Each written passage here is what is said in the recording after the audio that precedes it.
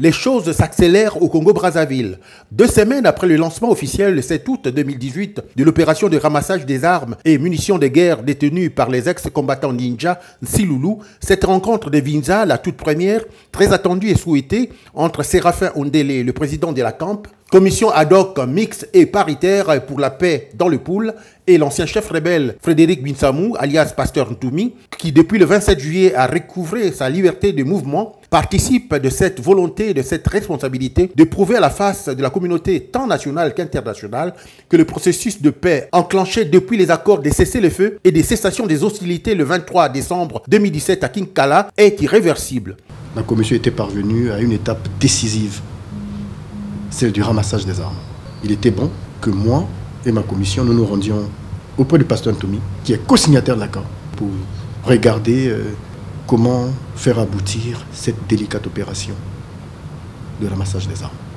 Le révérend pasteur Ntoumi est resté constant dans son adhésion au processus de paix pour ne pas annihiler tous les efforts accomplis jusqu'ici.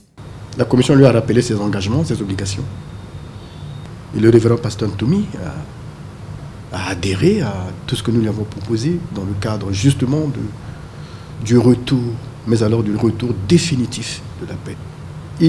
La commission pensait qu'un appel de sa part pouvait booster, on va dire, l'activité de ramassage des armes. C'est ce qu'il a fait. S'il faudrait que je vous accompagne, je vais vous accompagner.